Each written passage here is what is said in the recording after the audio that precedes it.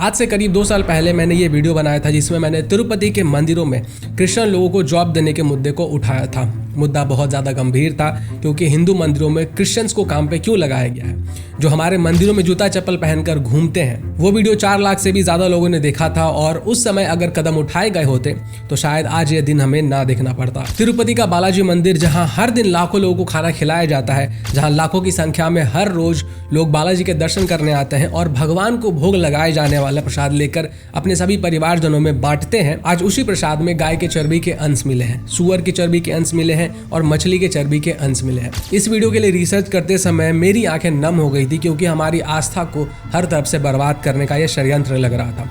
जिस तिरुपति बालाजी में पिछले साल मैं बेहद खुशी से गया था, प्रसाद लेकर अपने घर वालों को भी बांटा था, आज वो सारी खुशियां धरी की धरी रह गई। तिरुपति बालाजी के लड्डू में सुअर के, गाय के और मछली की चर्बी का मामला जितना सीधा साधा दिख रहा है वो उतना सीधा नहीं है, क्योंकि जो फैक्ट्स मैं आपके सामने लाने वाला हूँ वो आपके पैर के नीचे से जमीन खिसकाने वाला है। और वीडियो के खत्म होने के बाद आप समझ जाओगे कि हम हिंदुओं के लिए गवर्नमेंट के कंट्रोल से मंदिरों को फ्री करवाना हमारे पास सिर्फ एकमात्र उपाय है। तो इस पूरे मामले के डिटेल्स को समझने के लिए सबसे पहले ये समझिए कि तिरुपति बालाजी में जो लड्डू का प्रसाद बनता है वो प्रोसेस क्या है उसका, क्योंकि पूरा मामला इसी के ऊपर टिका हुआ है। ये जो लड्डू का प्रसाद है इसको बनाने के लिए कुछ इंग्रेडिएंट्स लगते हैं, जैसे कि घी, बेसन, चीनी, इलायची और ड्राई फ्रूट्स।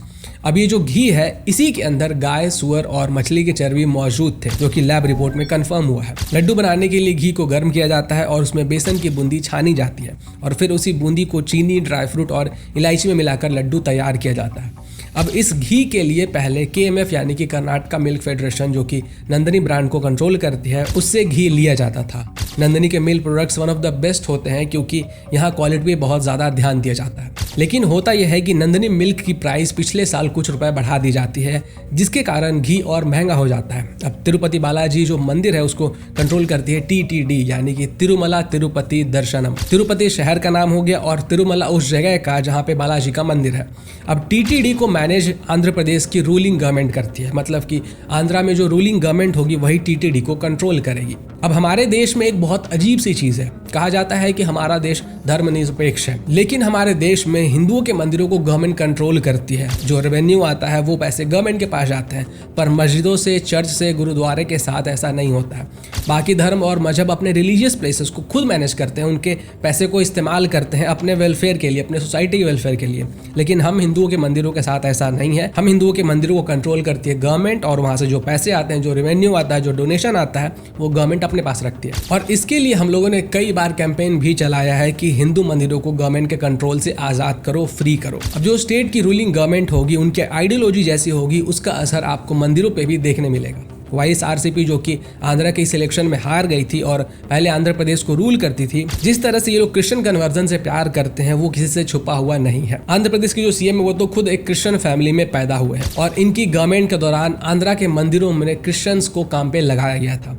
अब कोई क्रिश्चियन हिंदू मंदिर में कितना देखभाल करेगा वो आप सब जानते हैं, कितनी रेस्पेक्ट करेगा वो भी आप जानते हैं। YSRCP की गवर्नमेंट में क्रिश्चियन मिशनरीज और चर्चेस बहुत तेजी से बढ़े हैं और ये फैक्ट्स चीख कर बता रहे हैं। अब वापस से अपने घी के ऊपर अगर आए तो जब नंदिनी घी के प्राइसेस बढ़ते हैं तो TTD जो कि तिरुपति बालाजी मंदिर को कंट्रोल करता है, जो कि YSRCP के अंडर में था, वो पिछले साल नंदिनी से घी खरीदना बंद कर देते हैं और घी के लिए एक बिडिंग सिस्टम बनाते हैं जिसमें कि जो सबसे कम बिडिंग करेगा उसको टेंडर मिल जाएगा। अब ये ऑब्वियस सी बात है कि जो सबसे कम बिडिंग करेगा वो घी में मिलावट भी करके देगा। तो जिसे टेंडर दिया गया था वो घी करीबन 350 रुपए प्रति kg के हिसाब से दे रहा था। अब आप खुद से सोच कर देखिए कि 350 रुपए किलो आपको घी कहाँ मिलेगा।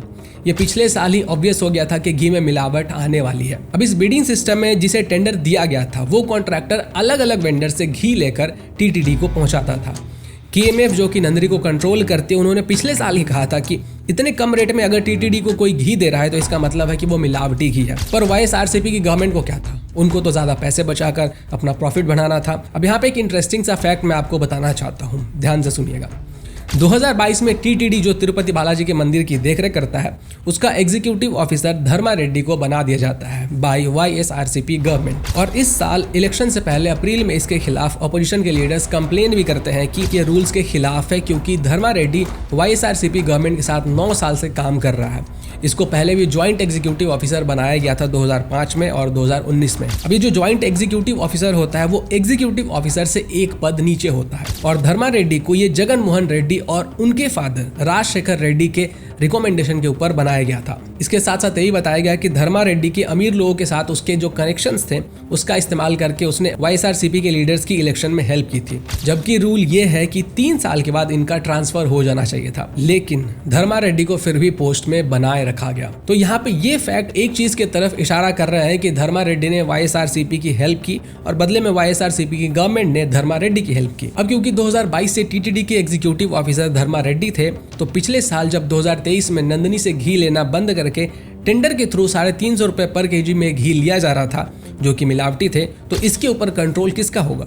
ऑब्वियसली धर्मा रेड्डी का। बिना उनके डिसीजन के, बिना उनके सहमति के कोई भी घी ऐसे ही थोड़ी इस्तेमाल होने लगेगा। अब जो घी में गाय की चर्बी थी, सुअर की चर्बी थी और मछली की चर्बी का तेल मिला हुआ था, इससे 2 पॉइंट्स निकलकर सामने आते हैं। पहला, धर्मा रेड्डी को सब कुछ पता था और वाईएसआरसीपी को भी पता था, फिर भी इन्होंने प्रॉफिट के चक्कर में इन्होंने कोई भी स्टेप नहीं उठाया। दूसरा पॉइंट, इनको कोई भी आइडिया नहीं था कि आखिर चल क्या रहा है। अब अगर पहले पॉइंट में जाए तो यहाँ पे भी 2 पॉइंट निकलकर सामने आते हैं। गाय, सुअर और मछली की चर्बी का होने का इनको पता था, तो इन्होंने सिर्फ प्रॉफिट के लिए मिलावट वाले घी का इस्तेमाल होने दिया, क्योंकि जो सुअर और गाय की चर्बी का तेल होता है वो बहुत सस्ता होता है और वेजिटेबल ऑयल के साथ इसको मिक्स करके थोड़े से घी में मिलाकर कई लोग इसको घी बोलकर सस्ते दामों पर बेच देते हैं। या फिर इन्होंने जानबूझकर हिंदुओं के धर्म और आस्था को बर्बाद करने के लिए ये सब जानबूझकर किया, क्योंकि ये लड्डू पहले भगवान के ऊपर चढ़ाया जाता है और फिर लोगों के अंदर बांटा जाता है। और अगर सेकंड पॉइंट की तरफ जाए कि इनको कुछ भी नहीं पता था, तो इसमें भी एक पॉइंट निकलकर सामने आता है कि कभी कभी कुछ एक्सेप्शनल केसेस में गाय का जो दूध होता है उसमें उनके फैट का अंश आ जाता है, लेकिन फिर सुअर और मछली के फैट के तेल का क्या? ये कहां से आ गया? अब जैसे ही इलेक्शन होते हैं और वाईएसआरसीपी हार जाती है और टीडीपी और जनसेना मिलकर गवर्नमेंट फॉर्म करती है, तो सबसे पहला काम ये लोग तिरुपति बालाजी के मंदिर में हो रहे धांधली के ऊपर करते हैं। यहाँ पे एक शॉकिंग इंसिडेंट होता है कि वाईएसआरसीपी के इलेक्शन हारते ही धर्मा रेड्डी छुट्टी पे चले जाते हैं। अब क्योंकि पावर टीडीपी और जनसेना के पास था, जो कि बीजेपी के एनडीए अलायंस में है, तो इन्होंने जय श्यामल राव को टीटीडी का न्यू एग्जीक्यूटिव ऑफिसर बना दिया और इन्होंने कमान संभालते ही बताया कि धर्मा रेड्डी ने टीटीडी में बहुत सारे घपले किए हैं, खूब करप्शन किया है और इन सब की जांच होगी और इसके ऊपर एक कमेटी बनाकर इनके ऊपर कार्रवाई शुरू की जाती है। और इसी बीच में श्यामल राव जो घी खरीदे जा रहे थे, उस कॉन्ट्रैक्टर से जिसको कि वाईएसआरसीपी की गवर्नमेंट के दौरान टेंडर दिया गया था, उस कॉन्ट्रैक्टर के कुछ डीलर्स के घी को बैन कर दिया जाता है और उनको ब्लैकलिस्ट कर दिया जाता है, क्योंकि ये लोग मिलावट वाले घी दे रहे थे। क्योंकि बहुत ज्यादा अमाउंट में कंप्लेन आ रहा था कि जो लड्डू अब दिया जा रहा है उसका टेस्ट उस तरीके का नहीं है जो पहले हुआ करता था। और इसके साथ साथ श्यामल राव नए डीलर्स की खोज करते हैं जो कि अच्छी क्वालिटी के घी दे सके, और इसके बारे में बताया जाता है कि कुछ नए डीलर्स को लाया गया है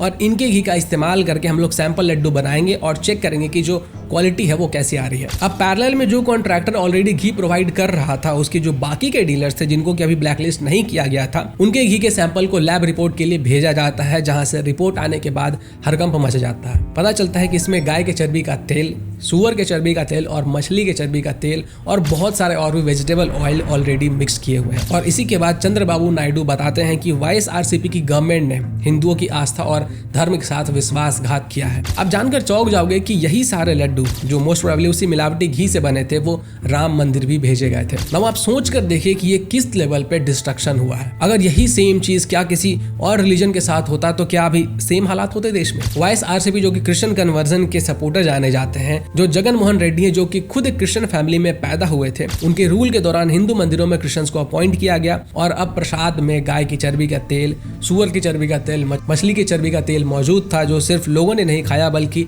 और लोगों को भी प्रसाद में दिया गया। साथ में भगवान पे भी चढ़ाया गया, राम मंदिर तक भी इस लड्डू को पहुंचाया गया। और अभी भी आपको बहुत सारे लोग ऐसे दिख जाएंगे जो कि वाईएसआरसीपी गवर्नमेंट को डिफेंड कर रहे हैं, क्योंकि इनके अंदर थोड़ी सी भी शर्म नहीं बची है। आखिर कब तक हिंदुओं को ये सब कुछ सहना पड़ेगा? पहले मुगल आए जो कि जजिया लेते थे, उन्होंने हमारे धर्म को बर्बाद करने की हर एक प्रयास की। फिर अंग्रेज आए, उन्होंने भी हमारे धर्म को भ्रष्ट करने के सारे पैतरे आजमाए।